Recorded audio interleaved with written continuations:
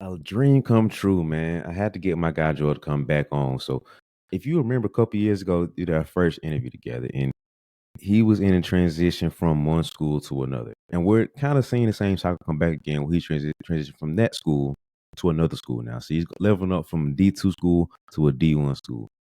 But the difference about this one is this school's also transitioned from a D2 school to a D1 school. So this is a new experience for him. And we kind of dig into like behind the scenes of a coach transitioning from transferring from one school to another and what the behind the scenes is like from a standpoint of basketball. How do you handle the recruits and the current players you have that you're coaching and developing while you transition to another school with the new players and new recruits going on? So we get the behind the scenes of the coach's life when it comes to that perspective. But then we get into him as a man and as a human being. How does he handle and process this new move and new transition? So it's a gift to be able to do this thing, but it's a challenge to balance that out too with the everything that goes behind it too.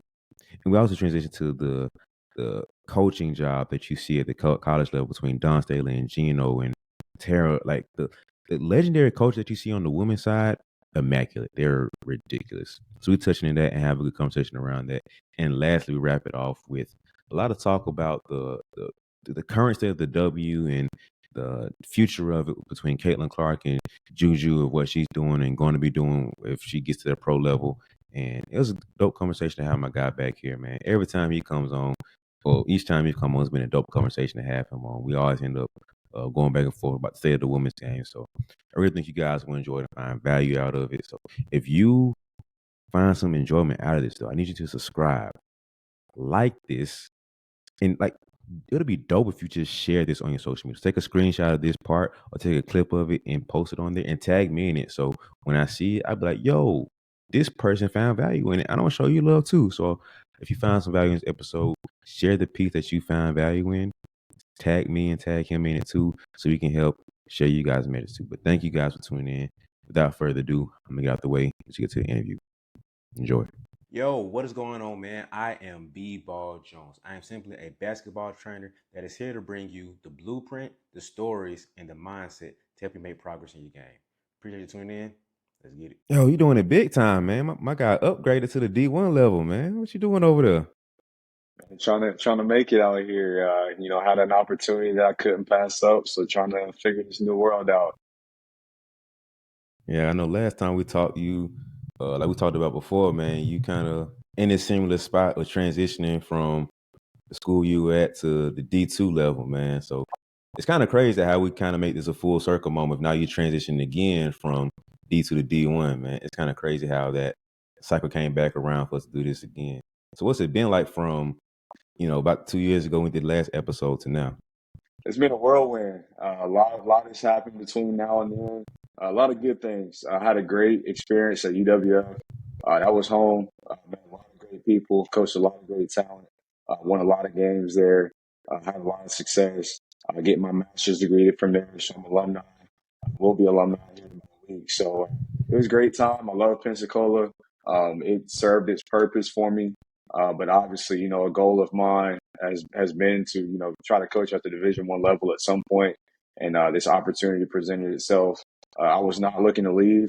But sometimes when opportunity comes knocking, you got to roll with it. So it was kind of one of those things. Like it came up out of nowhere. I went through the interview process. I got it. I was rolling along. So it's been a whirlwind. Just kind of transitioning. Finishing out the season, recruiting from one program, interviewing with another, school and university, and then kind of overnight recruiting for a whole different program and just trying to figure out, the ins and outs, what they need.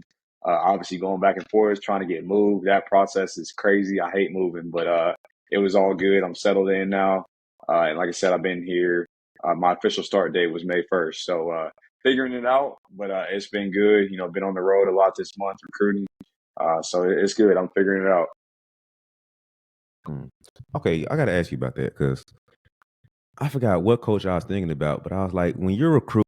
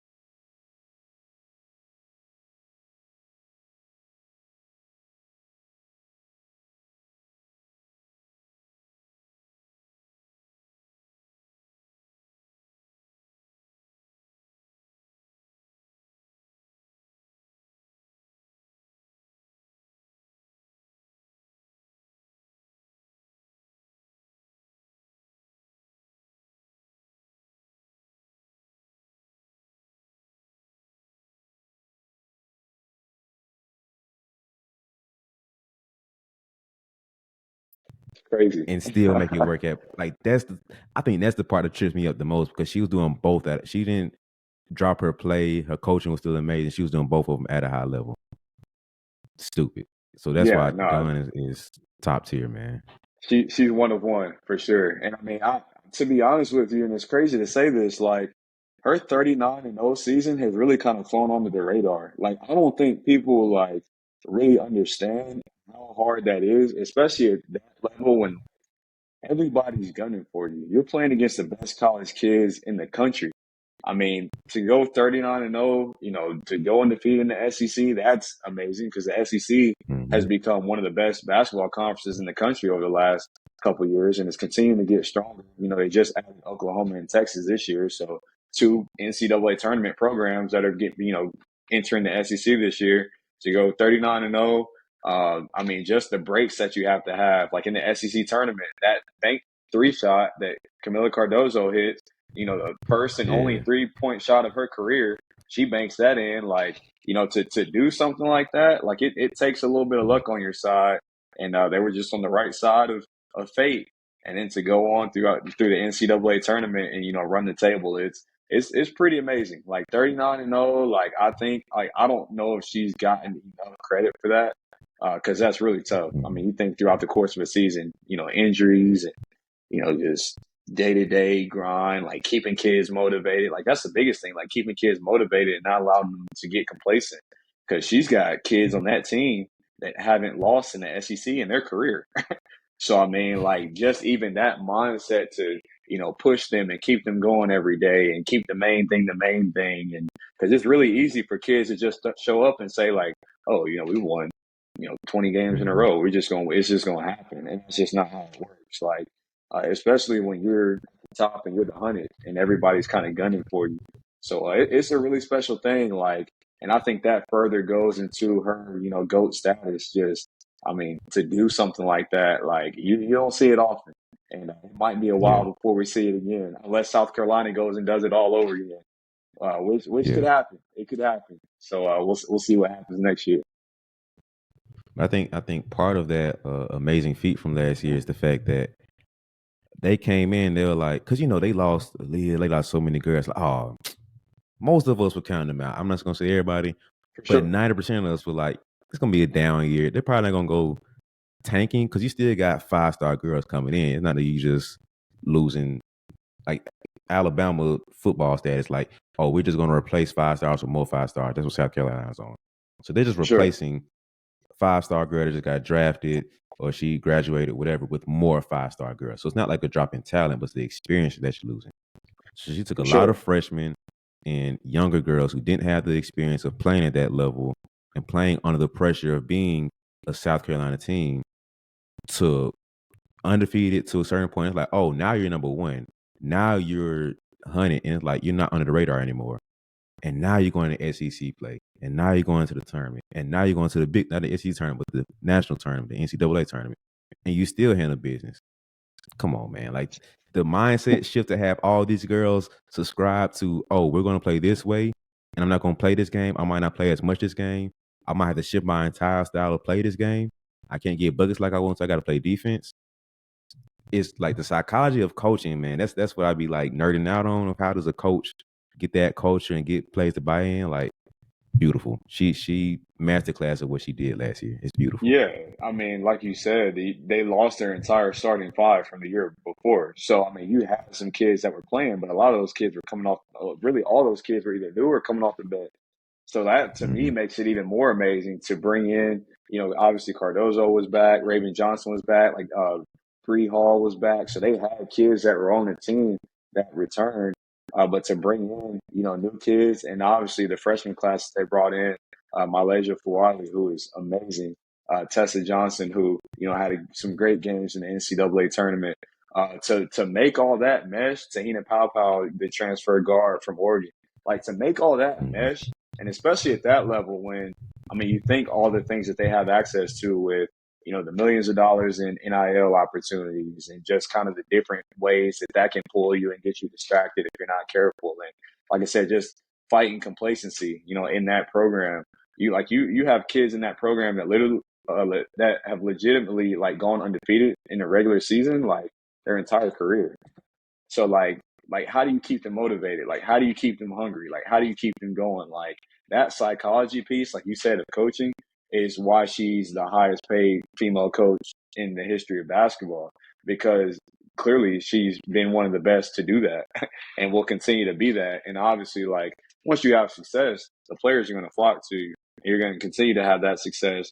But even it's one thing to have the talent, but you still have to coach those kids. Like you still have to, be in the grind with them. You still have to figure out what makes them click. Like you still have to figure out how to motivate them. Like you can have the most talented team in the world, but if you don't coach them up properly, I mean, you're only going to win so much. Like you'll win some ball games, but when it really comes to, crunch time, and you really got to dig in with those kids and, make some moves. The elite of the elite are the ones that, kind of separate themselves in that moment. And like I said, that's further proof why she's one of the GOATs. I mean, she's clearly one of the best at that. Her players love her. You can tell, like, just seeing their interaction, like, when they're winning a national championship and they're hugging her and, crying and lifting her up and all that sort of thing, like, that just goes to show, like, as tough on them as I know she is, because I know she holds them to a high standard because she has to. They love that, they honor that, and they respect that. And that says a lot about her, as a head coach at that level.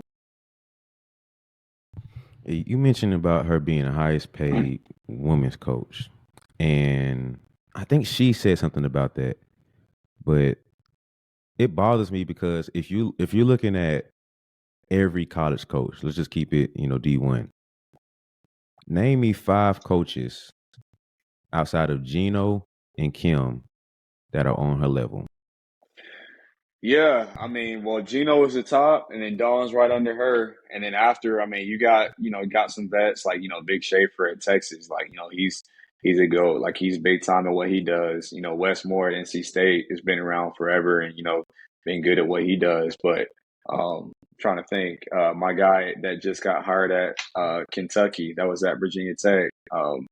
I just went blank, but Kenny Brooks Yeah, has I went for a obviously minute too. like, Yeah. yeah, like has obviously took Virginia Tech and made them an elite program, and now is going to Kentucky in the SEC, and that program is going to take off with the kids that he's brought in. Georgia Amore, obviously one of the best point guards, if not the best point guard in the country, going to Kentucky now playing the SEC. Like, there's definitely levels to it. Gino and Dawn are kind of like that 1A and 1B at the top, but then you got some really good ones kind of, I mean, I almost don't even want to say 1B just because they're so good at what they do and are legends in this game.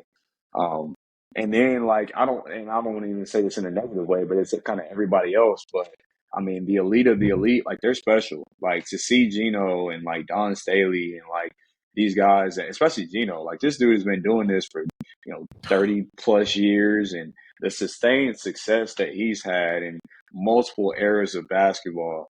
I mean, especially in the women's game, like he was kind of one of he and Pat Summitt were kind of the two big dogs in the women's Yeah. game, kind of going head to head and, kind of jockeying for position. But they were kind of the two that were out in the forefront, in the women's game as the originators. But to see him and the level of sustained success that he's had over the 30 plus years that, he's been at UConn and coach is crazy. I mean, you remember that era when Stewie was there, when she won like she made like 4 national championships. Like, I mean, it's crazy. Like all the players that he's coached, all the pros that he's coached, Olympic teams and won gold medals. Like, um, I mean, what hasn't the guy done? And you even look at their tournament Yeah. run last year when they got like 6 girls on the bench injured, and they literally only have like 7 healthy bodies. And Paige Yep. Beckers just having to play a whole game, and they make it to the Final Four. I mean, it's amazing. Like to see that, like, and to see the level of coaching that takes to, not allow those kids to get down, the no excuse approach. Like, hey, if all we got is 7 kids, we still got a job to do. Like, we still got to go win games. We're still going to work hard. We're still going to prepare hard. We're just going to give it our best, and whatever happens, happens. Well, they went to the Final Four, and half their team was out. So that just kind of goes to further show like his level of greatness, as a basketball coach to orchestrate that and put those kids in positions to succeed. And then obviously, I mean, Paige Beckers is one of the best kids in the country. So it definitely helps when you got her on your side, but she can't do it alone. obviously, and that's where Yeah. coaching comes in. So, it's so many great coaches in this coaching business, man, and it's really cool to kind of see them all do their thing kind of in their own way. And it's really cool for me, like I said, as a young coach to like see these coaches out on the recruiting trail. Like I just saw Geno in the gym like 2 weeks ago. Like I saw Dawn Staley in the gym, last weekend. I saw Kim Mulkey in the gym. I forgot about Kim Mulkey. Like, look what she does. Mhm. She walked in the door at LSU. They were terrible. They weren't great her first year there. Second year there, they won a national championship. Like, so I mean, there's so Mhm. many great coaches in this game. And especially like just the way that basketball continues to shift, through college athletics with, NIL and just so many different things. These coaches that are able to adapt to the changes and sustain that success. It's pretty spectacular and it's really cool to see. And it's a really cool profession to be a part of, to say that obviously I'm nowhere close to their level by any means, but they're laying a path for me and the young generation to come behind and kind of continue to push forward. What they've done for the game. It's really special. Oh yeah, man. I think that at some point we have to get a documentary on Dawn. Honestly, she probably needs like 3 different ones. Like No, her for just sure. as a player, her as a coach, and then probably like one overall for her life, and then one just on South Carolina, and then one just on South Carolina last year. Like she probably could get a good 5 ESPN 30 for 30s on different parts of her career because that's how amazing her career has been. And then Geno, his career, he could probably have to do like a uh, 3 or 4 part just yeah, because, for sure. oh man, For it's sure. crazy. No, Because his would go pretty long, but I'm sure there's stuff that, like, especially in those early days and the way that the women's game was viewed. I mean, you look at, I, do some research on, Pat Summitt and have watched like documentaries on her. Like, she was like the only coach on staff. She's out here doing laundry. She's, doing travel stuff. Like, as the head coach at the University of Tennessee, back, in the early '90s when in '80s and '90s when she's kind of first getting started and doing her thing. Imagine a head coach at that level, like doing the players' laundry and carrying bags and like making sure the balls are pumped up. And, like that's something so small that would never happen today. Like because at that oh level yeah. they got like 15 support staff, so they got like a million people to do that stuff. But just like coming from humble beginnings and really kind of starting things off, when women's sports were not viewed even remotely as equals, they were viewed as afterthought back then. And to create, Mhm. these programs as, what we see today, I think it's easy to forget that UConn wasn't always the UConn that we know it as. You know what I mean? Like Geno Mhm. was kind of the one that came in there and made UConn the brand that we know today. Tennessee is Tennessee because of Pat Summitt. South Carolina is South Carolina because Dawn Staley came in there and turned that thing around and has made South Carolina a powerhouse, program. So it's really interesting to do research and, especially these older coaches kind of see where they started things out.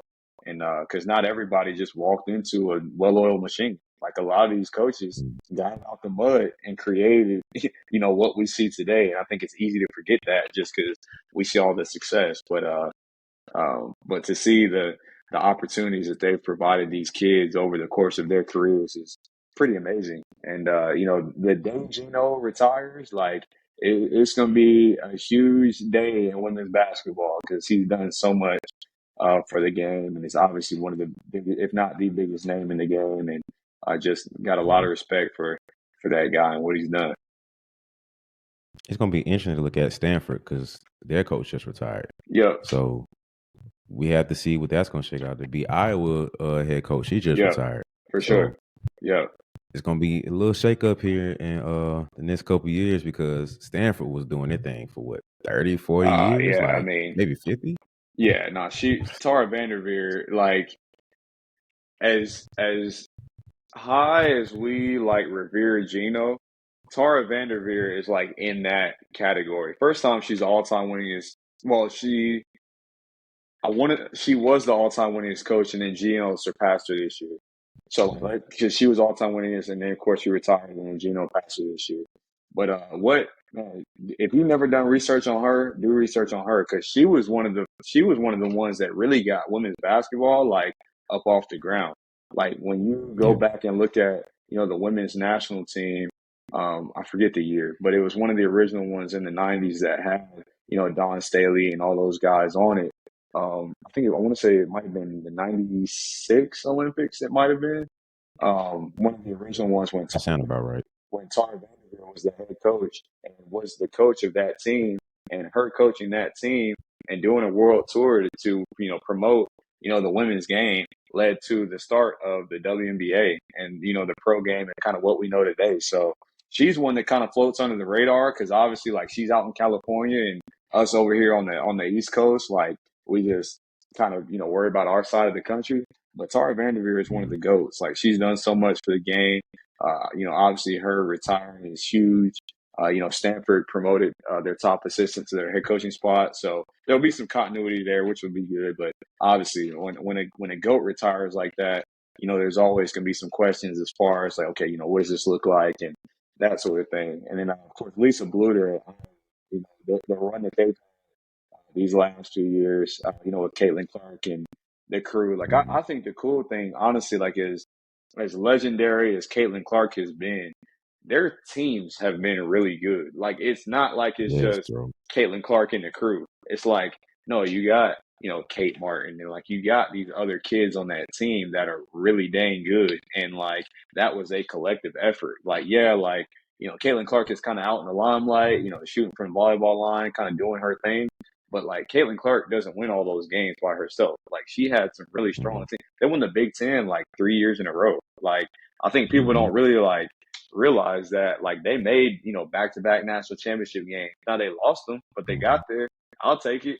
Yeah. You know what I mean? Like they played against LSU, who was really good, and they played against South Carolina. So it's not like they lost to scrub teams. I mean, they lost to some really Mhm. good teams. So her stepping away and kind of doing her thing obviously is sad for the game. But once again, Jan Jensen, their top assistant, they were able to promote her into the head coaching spot. So I think with the momentum that they've got, I mean, obviously it's going to be tough to replace Caitlin Clark. She's one of the greatest of all time, if not the greatest. But they're not going to just drop off. Like they're going to still continue to get kids. Like they're still going to be competitive. Like they're still going to be in the conversation.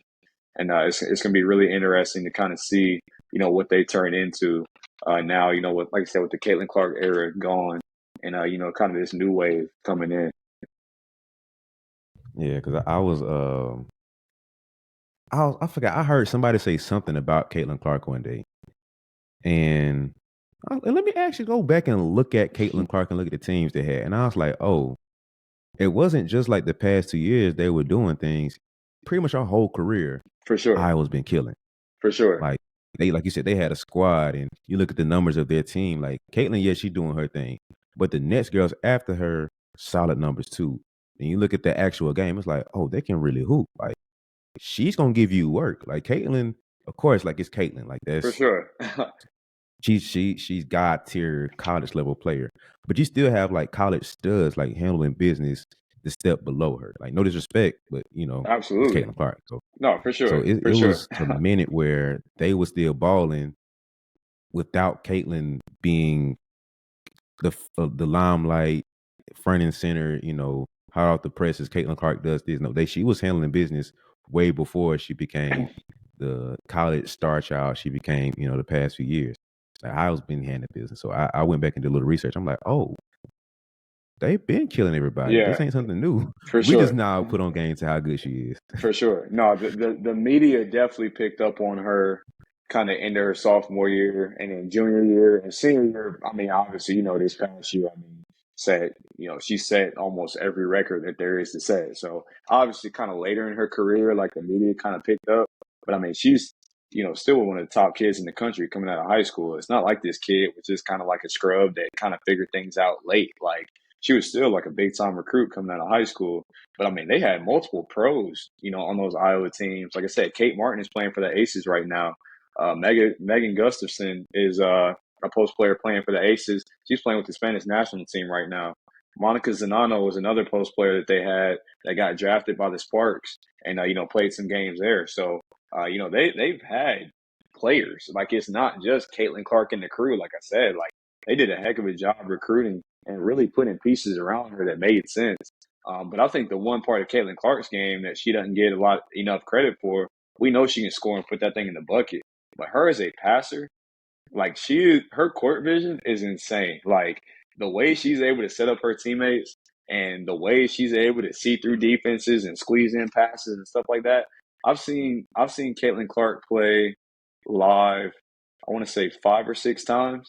And like seeing her on TV is one thing, but like seeing her live and just seeing some of the tight windows and like some of the, spin that she's putting on these passes and the no looks and, stuff like that. I'm like, this kid is insane. Like, I don't, I mean, and she's not small. Like, she's 6 foot. So, I mean, she's able to see through defenses and over defenses and stuff like that. But just her skill level as a passer, honestly, might be even more elite than her as a scorer, which is hard to think because obviously we know like she's, a heck of a scorer. But I think what makes her so special is her playmaking ability. Because if all she was a scorer, then you can try to double and triple team her and take her out of the game.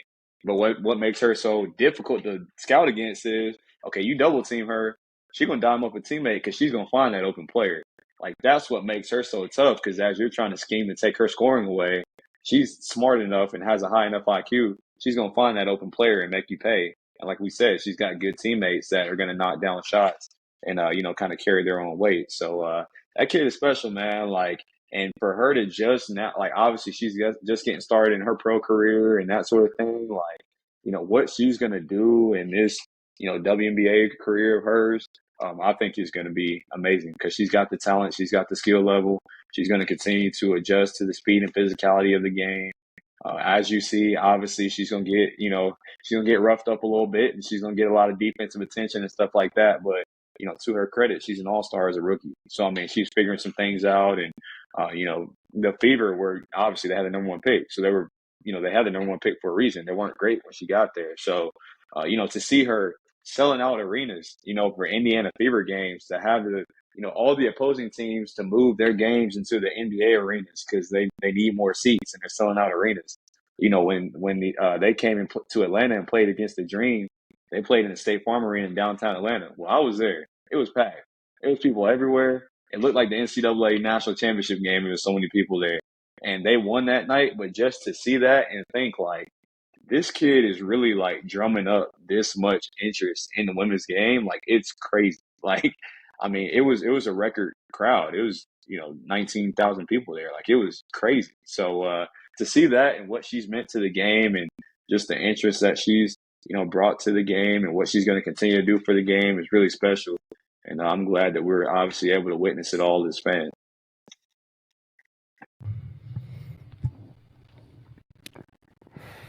Give me your early thoughts on Kate. Like when the season kind of first got started, what was your early thoughts on her? And then Yeah. currently right now, has anything changed? Has anything shifted? Like early season, the first 5 games, the first week she was in the league to now. Give me like your two thought processes around Caitlin from then to now. Yeah, I mean, as a coach, like I think everybody overreacted a little bit. Like I think it's one of those things. Like anytime you're a basketball player going into a new and higher level, there's going to be an adjustment period. Like now, it's not the same for everybody, but like it's crazy for me that after the kid's first game in the league, you got people literally on these sports talk shows saying, oh, she's a bust, like, oh, like this and that. Like this kid has played one game. Like let's relax. Like give her some time. Because anytime you go up a level, the biggest differences are the speed, the physicality, and the skill level of the players. Those are always the biggest three adjustments. That's from middle school to high school to college, college to the pros. Like that's always the biggest three areas of adjustment. And you got, new teammates, you got new coaches. Obviously in the WNBA, they Caitlin Clark gets drafted and, they're playing preseason games like 2 weeks later. So there's not like a lot of just time for them to get like up to speed. Like you're doing a lot of that stuff on the fly. So honestly, and if you look at the stats, she really wasn't struggling that much. It's just she wasn't scoring 40 every night like we see. But it's like, give the kid a break. Like, these are her first few pro games. Like, let her get up to speed, let her figure some things out because she's good enough. Like, she's going to figure it out. And then you see now, obviously, fast forward, give her some time to figure some things out. Like I said, the physicality. In the WNBA, there's only 12 teams, so you're gonna play everybody 4 times. So, like, once kind of that first time through, you're gonna start to figure out some tendencies of these other teams that you're playing against, and there's some familiarity there. The more you play with your teammates, obviously there's more camaraderie and familiarity there. So naturally, like the game is gonna slow down for you, and she's gonna do what she's done, over the last few months. So it was crazy to me that people were saying, oh, like she's a bust, like she's overhyped, this and that, after like her first 3 games, and not to mention, like they had the toughest schedule in the WNBA to start out the season. They played the Liberty like twice in their first like 5 games. The Liberty got the best record, if not number one, they're number 2 in the league right now. I think they're number 1 if I remember right. So like, let's relax. And not to mention, like I said, the Fever weren't a great team record-wise to begin with. So it's not like she's going to walk in the door and they're just going to go undefeated. That's not realistic. But it's sad that, like I said, a lot of these sports talk shows were like talking crazy at the beginning. But like, dude, give the kid a chance. Like, let her get used to the game. Let her settle in, because she's too good. Like, she's gonna figure it out. And as we see now, like I said, she's an all-star as a rookie. And some people might say, like, oh well, she's Caitlin Clark, so popularity contest. But like, look at her stats. Like, she had the first triple double as a rookie in WNBA history. Like, and got close to it a couple of times before that. So like, she's putting her imprints, on not only the franchise, uh, but the league. And like, I mean, you see, she's selling out arenas. She's, bringing so much interest to the game. She's made the Fever, a ticket like that people want to go see and enjoy and take in and that sort of thing. So, what she's done for the game on and off the court, is special. And, it's going to be really cool to kind of see how that, continues down the line, as she continues to make a name for herself and progress just in the league. Man, that first week or two of Caitlyn was, I had so many different thoughts rushing through. First thing, honestly, I wasn't surprised to see anything we saw, because if you really watched her, not just like the highlights and stuff, you watched the game, her game was the exact same. For She sure. had dumb turnovers in college where it's like, come on, man, why are you being sloppy with the ball? Like, you could have made a better pass there. You just kind of got too loose with it. You felt too comfortable. You feeling yourself a little bit, and you just didn't need to make that pass. So what is a surprise to see the exact same thing happen at the pro level, which is better athletes, more skilled hoopers at the pro level. So I'm like, all right, cool. The only issue was that she was putting up like 10 turnovers. That's the only thing you Yeah, could yeah. point to be like, that's the only negative mark you could say on her game was like, yo, you putting up 8 turnovers a game, 10 turnovers a game. Like, we got to keep Sure. that down. But everything else I saw, I'm like, it's about what you would expect from Caitlin Clark, especially, like you said, progressing to a higher level. So that's the first thing I kind of had with her. And like you said about people on TV, and this was like my biggest fear with the growth of the women's game, is that I really was concerned with the fact that you were going to have these same old heads that talk about the current NBA like it's 1980s and 1990s. Oh, they're soft. Oh, they're weak. Oh, all they do is this. All they do is that. And it's like, bro, I understand what you're saying, but snap out of the Michael Jordan era and the Magic and Bird For era, and sure. just like fast forward a little bit. Like, For at sure. least come to the 2000s of how you talk about the game. So imagine those same people, that same mindset going to the women's game. Don't mix that up. Please don't do For that. sure. So when we saw the crew that had the Final Four with Andrea Carter, I'm going blank right now. L. I can't Duncan, remember nobody's name. like Yeah, L. all that Duncan. crew. Yeah. Yeah. Yeah, that crew. They were amazing.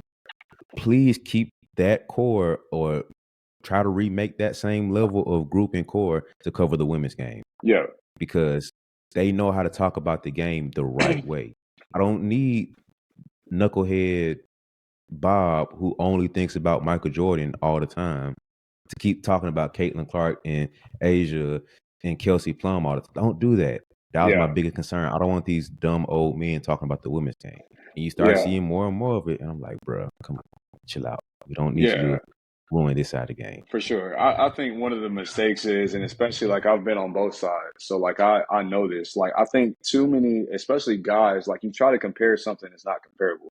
Like men's and women's basketball, like it's at the end of the day, it's basketball, but it's 2 different games. Like you even look in the pro Yes. game, like the NBA has been a thing for what, 80 plus years now. The WNBA has only been around since 1996. So like it's still, it's much younger. Even, women's sports are like much younger in the fact of just being like prominent and having the opportunities and that sort of thing. Just, the caliber of player, obviously, that we're seeing in the women's game right now is some of the best that we've, there's been some greats, but I mean, some of these kids coming up now, insane. But I think you're comparing two things that aren't comparable. And I don't fully understand that because, like you said, you got to let certain eras live. Like we can't always like compare like, oh, like it. Caitlin, I mean, they do it is who's better, Michael Jordan or LeBron comparison like every other day. It's like, when are we gonna let this rest? Like, why are we still talking about Yeah. this? It's gonna be subjective. Whoever grew up in that era is gonna say like that's their GOAT. I grew up in the Kobe Bryant era. Kobe is my GOAT. Like some people call me crazy for that, but that he was the guy during my era. Mm-hmm. Because the only Jordan I remember was Wizards. I was too young to remember Bulls. And of course, I've seen the whole like LeBron. I've seen LeBron's whole career. Like even still, like Kobe was that guy during my era. So like going back to Yep. the original thing of the Caitlin Clark and all that sort of thing, like I just wish we would stop comparing things that shouldn't be compared and just give them credit for what these ladies are doing in this game because they're pushing the issue. I mean, you look at the WNBA this year. They're flying charter for the first time ever, and obviously that was a big thing with them. Having commercial flights and people approaching them and just the safety piece of that, like flying commercial, um, you know revenue with revenue sharing with these TV contracts and these negotiations and that sort of thing. Of course, you're seeing endorsements flying around with these female athletes like crazy. Expansion. Thankfully, WNBA expanding. We got two new teams coming, and Golden State and Toronto are the two newest ones that have been announced, and there's two more coming. Within the next year or so. So, I mean, let's just celebrate that. Like instead of like nitpicking and Yeah. pointing like, hey, like she did this, but she wasn't this, and like all that sort of thing. Like, let's celebrate it for what it is, and what these ladies are doing for the game because it's really remarkable, and it's a really cool time to be, in the women's basketball game and kind of see all this stuff unfold. Yeah. It's a very pivotal time for the women's game because, like you said, the past year or two, we started to see that next little tick up and this next boom in what they have. And I said this before about the W needs to figure this out as soon as possible because the next draft is pretty much going to be just as stacked. Paige is going to be in that draft. Yeah. Georgia Moore is going to be in that draft. And Mm-hmm. we're not sure who else is for sure is going to be in there, but just that's two names that come top of mind right now. For sure. And then year after that, Flajay's probably going to be in that group because she's a sophomore or she's about to be in her junior year now. For so sure. it's names coming up that we need to prepare for because the W isn't there yet to, we struggling just to get the names that we already have. Yeah. So we need to get some things rolling, get some things in place because you're going to have bigger names. Not to mention probably the biggest name in college sports, honestly, right now in Juju. Like, Oh yeah, no, Juju is insane. He's so good. she coming. He's She's so coming. good, man. So you listen, the W needs to start figuring things out because they're like in a position now where they're fixing holes in a boat in the middle of the ocean. Like they're trying to put the plane together while they're in the air. And they have to start doing Yeah. this cycle faster because Caitlin's here now. Like Yeah. Angel's here now. Like let's figure this out. So when the off season hits and they're kind of, all right, man, we made it by, but we got to fix this because, like you said, the two new teams coming in, cool. But that's what, at max 30 more girls? Yeah, well, it'd be 12 and 12, so 24. Yeah, because right now the So, rosters are max at 12. Yeah. yeah, so that's 24 girls. And you said two more teams coming, I think, Yeah. in 2 more years. So, Yeah. 48 girls. Better. I'm not going to, like I said, I'm not No, going to for sure. complain, For but sure. 48 girls, think about how the draft's going to be in like 3-4 more years. Yeah. By that time, Jews are going to be in position. So that's why I'm like, hey, W, kind of let's get a Birmingham team. You feel me? Yeah, for Like get sure. For sure. Sure. Yeah, no, some of it makes sense because, like I said, like the W is still so young. I think the important thing is that we're seeing some of that growth. We're seeing some expansion, and it's not all going to happen overnight. Like we know that, but like it's it's tough when you've got 12 teams, 12 roster spots. Like you've got world class talent that's not going to make a roster. It has nothing to do with them not being good enough. It's just not enough spots. Charlie Collier was the number one overall pick just 3 years ago and is not on the WNBA roster right now. Like that's crazy. Like, and it's not like she was bad. It's just the turnover in the league in the W is so much because I mean there's only 12 yeah, spots, so you're having to cycle players out. So like you've got great players that are only making it, a year, 2 years, 3 years in the league just because the turnover is so heavy. So I think it's good to see the league, like I said, well, first off, in order to expand, you got to have investors because obviously the owners are, funding the teams and stuff like that. So, like, it's good to see like people, really acknowledging that the women's game is something to invest in and putting their money where their mouth is. Creating these new franchises. So that's a start. Obviously with the two teams and then two teams coming after that, it's exciting to see that. But you're right, like we got so much talent coming in these next couple of classes. It's going to be interesting to see kind of how things shake out because not only do you have the new talent, you still got some of these vets that aren't going anywhere anytime soon. Like Asia Wilson's only 27 years old. Like, I mean, Stewie and like some of these younger Nafisa Collier and like some of these other like big time Arike Gumbawale, like these oh players man, aren't very old. Kelsey Plum, like these yeah, players are still pretty young, in the grand scheme of things. So, and they're not going anywhere anytime soon. So, that part will be very interesting to see, just kind of that dynamic. But it is exciting to see that, like I said, they're, people are putting their money where their mouth is, really investing in the game, creating opportunities for more roster spots. And I think the biggest thing too in expansion, and I was talking to some people about this too, the toughest thing about the W right now, if you look at the locations of where the teams are, the games are hard to get to. So like it's hard to promote something when you're so spread out. I mean, you look at the Southeast. The only WNBA team in the Southeast is Atlanta. The next closest teams to us is you got Dallas this way, you got Indiana that way, and then you got the Mystics in DC. Well, none of those are really mhm, close. So like even yeah, just getting to a game, like if you're in some of those in between states, like you got to drive, you might have to drive 10 hours to get to a game. So like even kind of branching out to these other markets and getting into some of these areas to where like the game can actually grow and drum up interest, in some of these other pockets of the country, I think that's equally as important because I think the visibility piece of the league is a big part of the reason, why it's kind of taking its hits at times, just because it's tough to promote something that you can't see. And if I can't get to it, I can't see it. So like I think a lot of people don't really take the time to like either know or understand how good the game is because it's like how we are. Like if it's not in your face, the average person is not going to go seek it out. But if you're, I'm obviously, like I said, I live 45 minutes from Atlanta, so I've been to 4 Dream games this year just because I can. Like it's easy to get to, and that's been great for me. Like I've seen, the Aces, the Sparks, and like some other greats, the Fever when they came to town, and I'm going to see the Dallas Wings here in a couple weeks. So, but this is the first time I've kind of been in an area to where I can do that. But the tickets are relatively affordable. The venues are cool. Like I think the WNBA does a good job of kind of making it, a family atmosphere and kind of making it a full experience. And I think that's good. But like I said, expanding into some of these other pockets of the country is probably the most important piece out of all this because that's how we're going to really be able to grow the game by putting it in front of some different audiences and kind of drumming up more interest around the country. listen, I got 5 on coming to Birmingham. Okay, like Facts. Facts.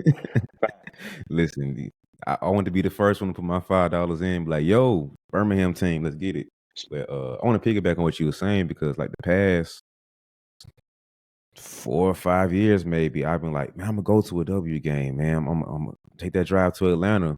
But then I'm like, man, I got to drive to Atlanta. Like, it's not a long drive. It's For not that sure. bad of a drive, For but sure. in practicality, paying for the tickets, which back in the day, they nothing close to what they are now. For It's sure. like probably a fourth of what they are now.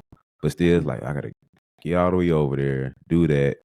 Then late game, so I'm probably not finna get back home until who knows what time. For I'm like, sure. yo, do I want to do that? So the whole thought process of everything, of like, I have to drive out to the city, get the tickets, figure out how to eat, all the other stuff, and then drive back. I just wasn't a fan of that. So I've been missing out on it for years now. And like you said, it's like, okay, do I want to go to Atlanta? Do I want to go to Dallas, Indy, Washington? I might just stay in Birmingham, For you sure. know? Exactly. Exactly. No, I was the And it same always way. comes down to I that. was the exact same way. Like, I went to my first WNBA game last summer, and me and my girlfriend, we planned it out. Like, they were playing, the Aces were playing in Atlanta. And of course, I love Asia Wilson, so I'm an Aces fan, and we planned it out. But like you said, you have to plan it out. If it's a late game, you know you're gonna get out of there late, so you're probably not gonna drive back home, you know, and get back home 2, 3 in the morning. So like you got to get hotels, like, you know, the gas, like you got to kind of plan it. So that's where I think the importance of expanding comes in, to where you're not having to make those kind of life decisions just to get to a game. That's where expansion, like, is so important in the league, to kind of cut down on some of that. Because, I mean, as close as Atlanta is, you definitely not going to pick up and just drive to Dallas and back, or Oh DC yeah. and back. You know what I mean? Like, that's an even bigger, you know, monetary commitment. So it's exciting to see, like I said, but like expansion, I know there's a lot of money involved. Like, I know there's a lot of like behind the scenes stuff involved. Of course, like you said, you got to have, you know, the owners that are willing to invest. You got to have the front office that's willing to take it on. Obviously, with the cities and contracts with arenas and stuff like that, you got to have all that stuff. But in order for this game to continue to grow, especially at the pro level, expansion has to happen, and it's exciting to see that, you know, we're getting some of that slowly but surely. Yeah, like the deeper I get into business, the more I understand somewhat life in the bigger grander scheme, because everything's business when you really boil it down. But people just say, like, people so loosely say, oh, just pay the girls more. Oh, just expand and make more teams. But the more I get just into my little business, like I'm not even close to WNBA level, but to just expand to make one team, right? We have to find a place to play, which, like you said, it's a whole contract thing. Like the venue isn't just, oh, this is where the Atlanta Dream plays. This isn't For just where the sure. Las For Vegas sure. Aces play. You have to figure out 365 what that place is going to be doing. So you have to Exactly. schedule things out, a crew to set up the court or break it down to set up for a concert, whatever the deal is. You have to pay for concession, security, all the cleaning crew. Then you have to pay staff of that team. You have to pay, the owner has to figure out his cut, GM, assistant GM, coach, assistant coaches, players, all the way down that line.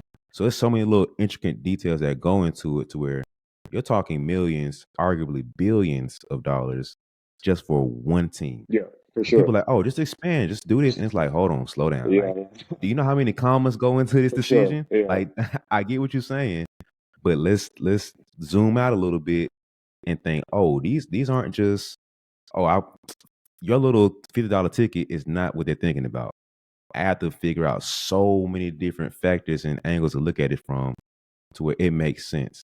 And so I think that we have to, I don't even know if people really take the time to think about it like that, but it's so much more than just, oh, just pay the girls more. Where's the money coming from? Exactly. Please tell me. Exactly. No, for sure. For sure. Because if there's no revenue coming in, then there's nothing to pay out.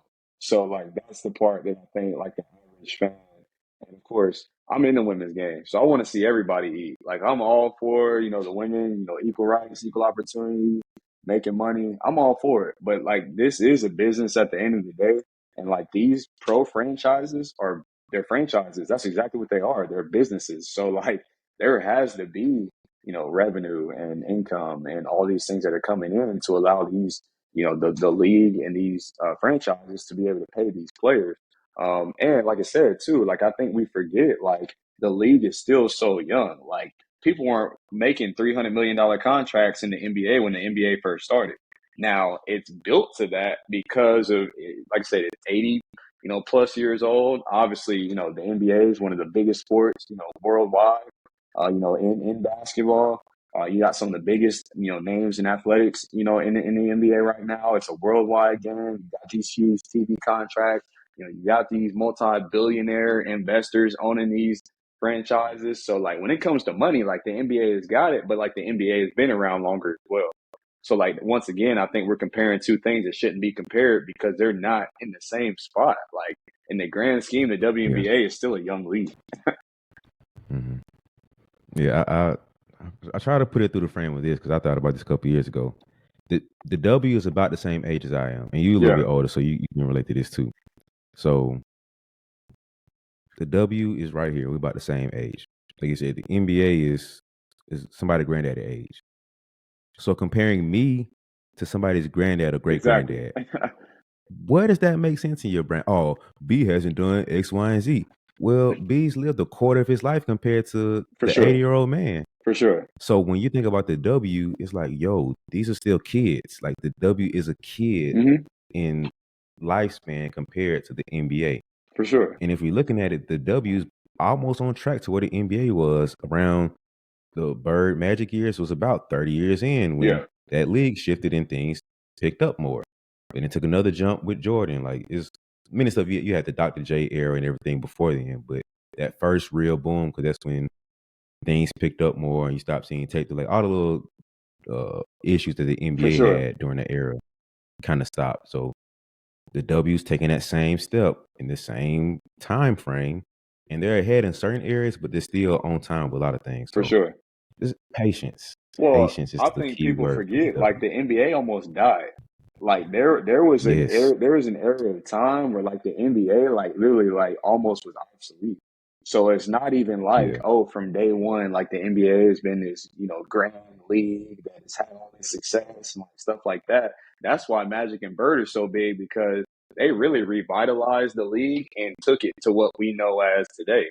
And then obviously you fast Mhm. forward, you got the Dream Team, that kind of made the game, global. And of course, you bring in not Magic Johnson, Michael Jordan, who obviously is one of the biggest athletes known to mankind, both in the United States Yep. and globally. So that dream team, kind of made it a world game and not just a game here in the United States. Because you hear so many foreign players that say, my interest in basketball came from the dream team. That was Dirk. Like Dirk said, like watching them as a kid, like that sparked an interest in me to want to play basketball Mhm. because I see these guys doing what they're doing and that sort of thing. But like the NBA was not always what we see as today. So like I think sometimes we kind of lose that perspective and think like we kind of get blinded by Jason Tatum making $300 million on a contract. But like it's had to build to that. Like it wasn't always that. So like you said, the WNBA is on a good track. It's exciting where we are. Even more excited where we're going. I think we've got obviously the right players in place to kind of take things to the next level. There's interest built around the country, and obviously the college game has played a big part in that. And it's only going to continue to get better over time. But we just got to be patient. Like it's going to come. But like I said, like we can't sit here and compare a 30-year-old to an 80-year-old. That's just not realistic. And I think it's Mhm. funny you say that because I've said that all the time. Like I think we lose like that side of it. Like that's just not realistic. But we just got to let the NBA be what it is and the WB be what it is, and just find ways to continue to improve it. In hopes that at some point it is able to kind of climb that ladder and be on par with the men's program. Yeah. And like you were saying, is I think Magic and Bird saved it on a national level. Like within America, Magic and Bird saved the game. But then Mike was like, thank you. So now that this is stable in America, we can take what we have and launch it nationally. For sure. So that's when we start seeing the Euro effect to where everybody complaining about, oh, Team USA so weak. No, bro, the national game just got so much better. For sure. Absolutely. So Absolutely. that's that's kind of where that leap came from. And honestly, I don't think you see that issue with the W. Like they've been dominating since that, 96 team. Yeah. And they're on the situation now where we have to find that Magic and Bird situation to get it straight in America first. Because that's Yeah. still so young. Like you said, it's 12 teams. We're going to get 14 soon and then jump to 16, but it's still so small and so young. And so I'm not going to say they're going through the exact same process, but we do have to get things together at home. And then Caitlin does her thing. Maybe Caitlin is the magic and bird. I've said this before a little bit, but like she might be the magic and bird to get things straight here, but Yeah, also be a little bit of Jordan and get things nationally. for sure. Now, not saying this as a hater, but I don't understand why people don't respect Asia the same way, because Asia is the best in the game. You know, Diana Taurasi's been doing the thing for 20 years For now, sure. so they late to the party, but you know, it's another conversation. But it's just in that phase of transitioning that it's kind of weird to see. But speaking of Caitlin and overseas Olympics, what are your thoughts on her not being on the team? All right. Okay. Another timeout. Okay. Look, if you got to this point, you have to be enjoying the episode. Like you have to. At this point in the episode, you're enjoying it. So help me help you. Just if you're on Apple right now and you're on your phone, okay, just take your phone, press the subscribe button. It's right there. Just do that with me. Even if on your laptop, take your mouse, boom, click over, boom, do your thing. Now you subscribe. Now you linked in because you don't want to miss the next great episode that I have. But doing stuff like this helps the episode grow, makes the show grow, and the podcast grow, so I can keep getting great guests and keep doing great interviews. So if you listen on Apple or Spotify, take a second, look at your phone, press the follow button, okay, and share with a friend or two because you'll find a value in this. You want to have this conversation with your friends so they can have the same value. Now the whole basketball community can grow. All right. Thanks for listening so far. I'm gonna get out your way. Let's get back to the episode. Appreciate you. I personally kind of go back and forth on it. I think the only issue that I have with it is the reason they gave.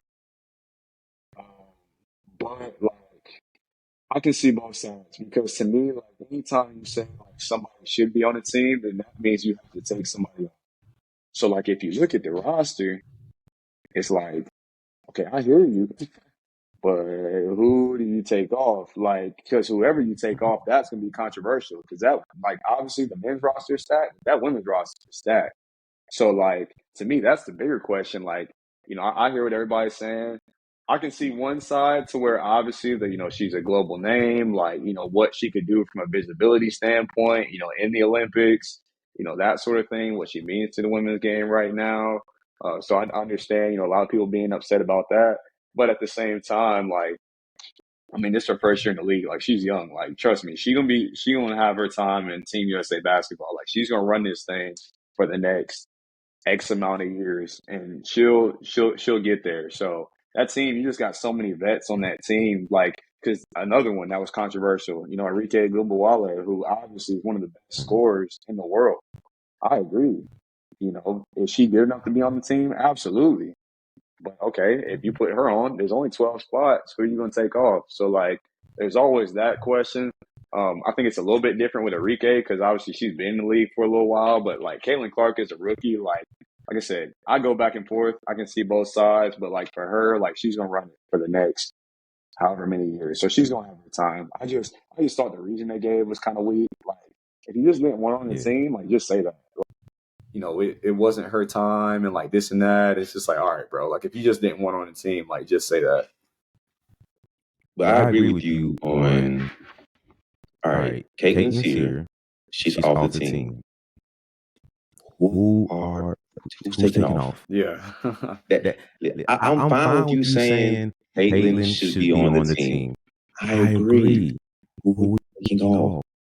I looked on Twitter, Threads, ESPN. Nobody listen. Who you taking off? For sure. Taking Jackie off?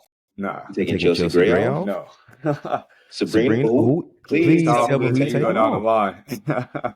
You can go down the line. No, that team is stacked. But like I said, I mean, Diana Taurasi, we know this is gonna be her last one. So that's gonna open up a spot there. Like, some of these other players, Brittany Griner and like some of these other vets, like there's no guarantee that they'll, play in the next one. So like there's gonna be opportunities for these, young players to get their chance with USA basketball. But we know like Caitlin Clark, like I said, is gonna run this thing for the next 10, 15 years. So she's going to have plenty of opportunity to make the team.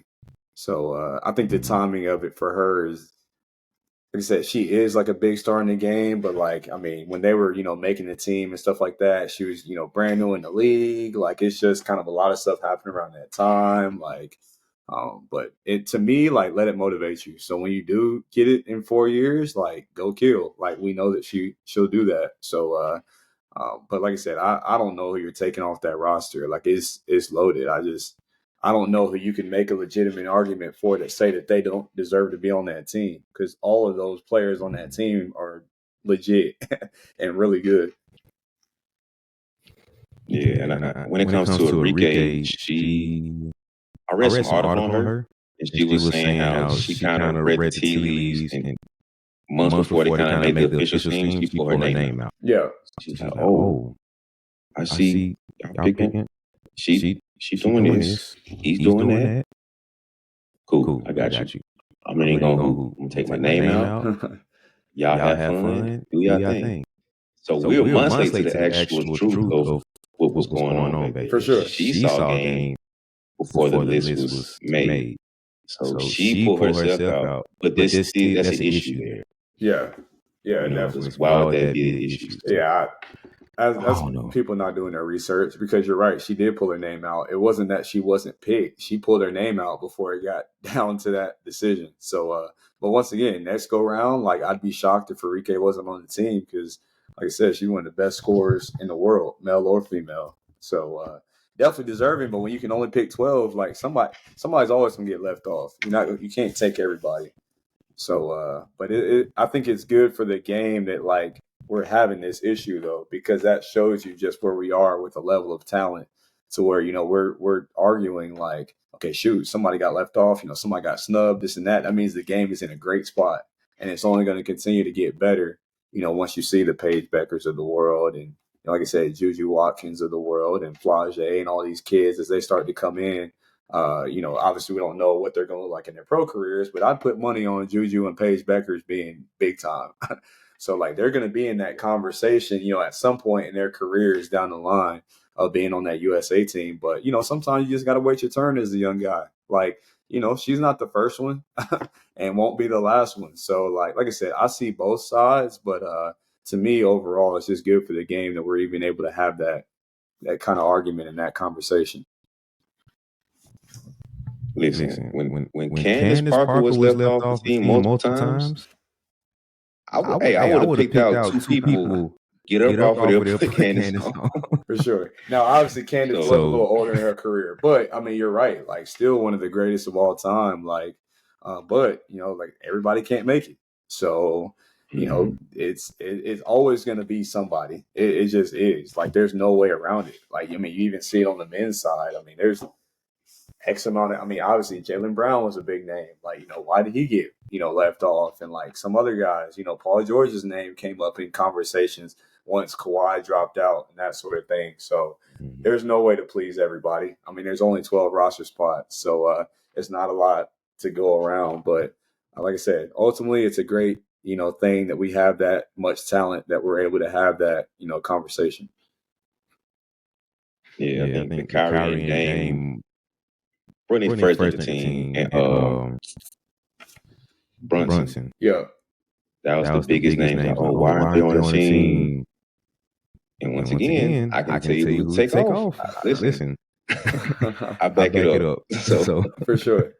And I mean, too, like, in Steve Kerr and Grant Hill, who's the GM of, the men's side, like, I think sometimes we get lost in, I want the 12 top players in the world, regardless of position. I mean, it's still a team. Like, these guys still have to fit. So, like, there still is that aspect of, like, we want to get the top talent, but you want to get guys that can play together and fit, because there's some styles of some players that just don't really fit, like USA basketball, especially when you got 12 really good players that are used to being the guy on their team, minus Derek White. But even him, he's a starter on the world champion Celtics. So, like, all these guys are used to having these huge roles. And, you're seeing in game one who was left out: Jason Tatum, Tyrese Halliburton. Nothing against them, especially Tatum. Tatum is all world. Tyrese Halliburton, all-star, young star in the league. But, like, you can't please everybody, and you can't play 12 players. So if Steve Kerr feels like he played the best 10 to, get the job done, well, ultimately they won the game. So, like, it's hard for me to, like, be overly critical. Like, obviously, like, it doesn't look weird that Tatum didn't play, like, maybe, but like, it's hard for me to be overly critical, as a couch coach, to say like, oh, Kerr, like, what is he doing? He's crazy, this and that. Well, they won, and it was a blowout. So there's going to be more games, and trust me, like, Tatum is not going to ride the bench the entire Olympics. Exactly. So that's the most important thing they won. So it sounds weird to be like, oh, they should have did this. If they lost, I understand. But they won. Exactly. Comfortably. Exactly. Let's pump the brakes a little bit. Let's get on to the next one. Exactly. So at the time, I didn't see that because I was dropping. But so far, USA's doing well. We'll see how they pan out. And, of course, the women doing their thing. They're dominant. Can we find another word for dominant? Because they're past that at this point. Yeah, no, I think I saw a stat. They're undefeated in every Olympics since, I think it's either 92 or 96. I forget the year. But I know they've won 6 gold medals in a row. So there you go. Because I think Taurasi will set the record for most gold medals, because I think she's either going for 6 or 7. I forget the number, but like, they've gone undefeated. And I think it's 6. So they've won 5 Olympics in a row and going for the 6th.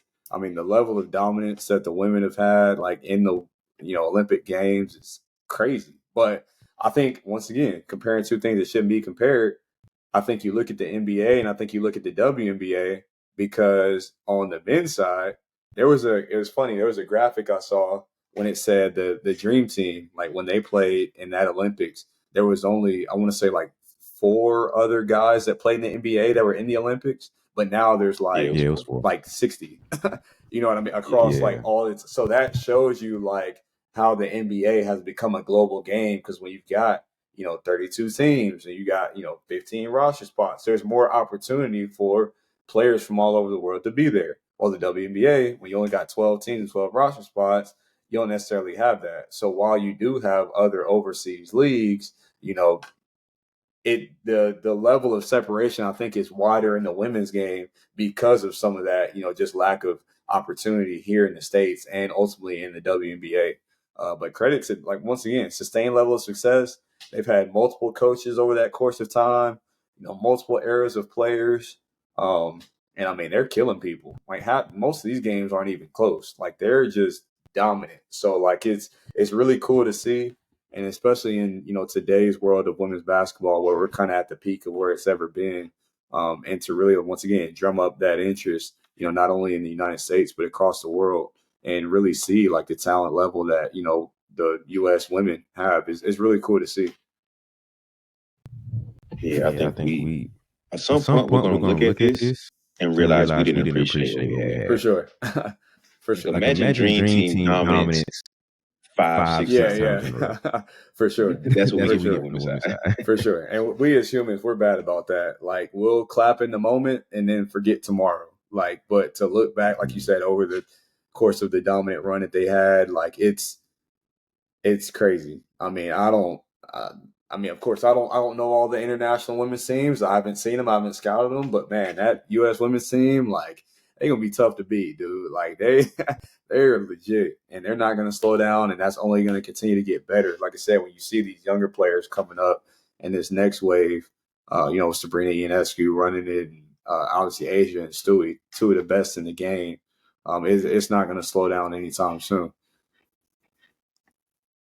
Yeah, it's. I don't even know. We gotta find a word besides dominant. Yeah. Whatever it is, that's what for sure. No, absolutely. Yeah, man. It's been a good one, bro. Round 2. Yeah, round 2. I'm glad to have you back, man. Congratulations on all the success you've had so far. For sure, I appreciate it. Early in the coaching career at this stage, but I'm wishing you good luck moving forward, man. It's been cool to see you rise and see everything's going on for you. So hopefully you got new fans cheer you on in this journey. Yeah, no, man, it's been crazy. Once again, dream come true. I mean, like I said, I don't know if I ever like really dreamt of this, because like I said, I didn't really grow up with a dream to coach, but it's been a fun ride. Just kind of keeping the main thing, like keep my head down, grind, outwork the next man. Like, that's kind of led me to where I am. And, I don't plan on slowing that down anytime soon. So I just take it day by day. Just try to do my job the best I can, do right by our players and, just keep it pushing. So we'll see where this thing takes me.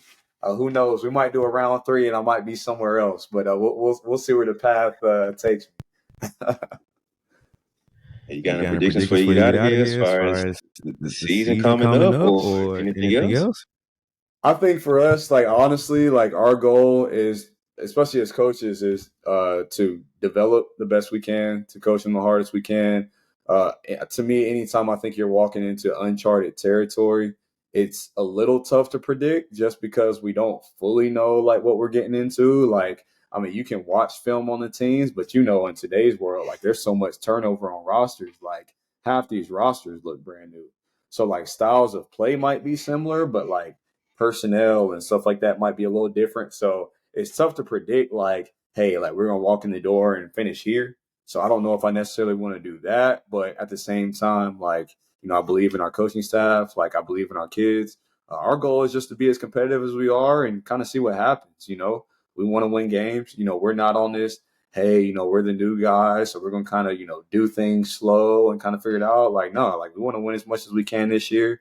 Really make a splash, make a name for ourselves in this new space, so that can really carry us, in the recruiting game to that next class and start to build some momentum, as we establish ourselves as a Division I program. So there's challenges ahead. Like I said, a lot of good teams in the ASUN.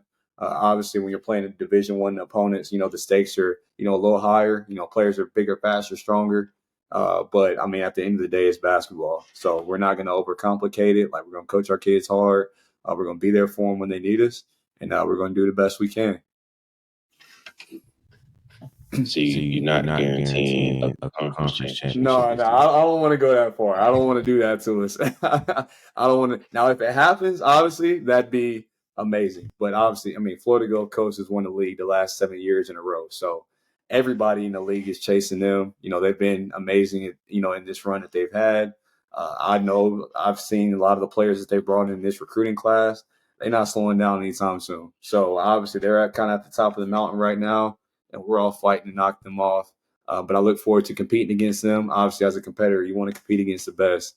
And we've actually got them, ironically, on the road at their place, our second conference game of the year. So we're gonna see them really early on and get thrown into the fire and see what we're made of. But it's going to be fun, though. Like I said, I'm a competitor, and I look forward to it. And when the time comes, we'll be ready for them. All right. Thought I get a little something out of you there, but okay. All right. I'm going to take the general approach. I don't want to put too much pressure on it and somebody use this as a bait down the line. I don't want to do that. But no, we're going to compete. We're not going to back down from anybody. Let's put it that way. I feel you, man. I knew that one would be the answer. Yeah. Ain't worried about that.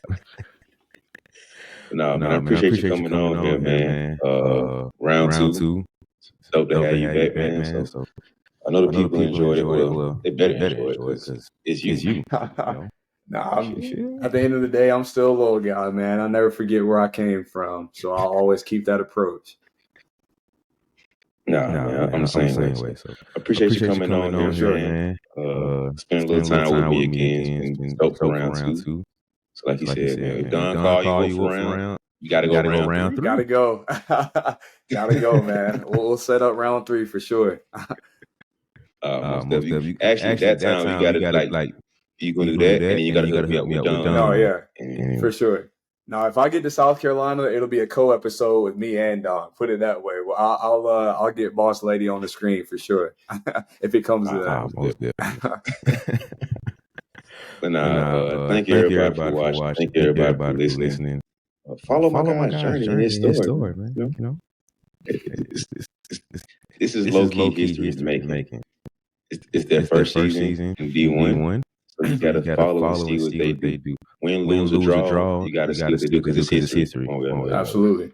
And it's just the beginning for them. So share them on, let DM them, hit them up. Oh, I saw you on the podcast. It was dope. But make sure you do like that again. Go to the games, support this team. Because my guys been coaching there.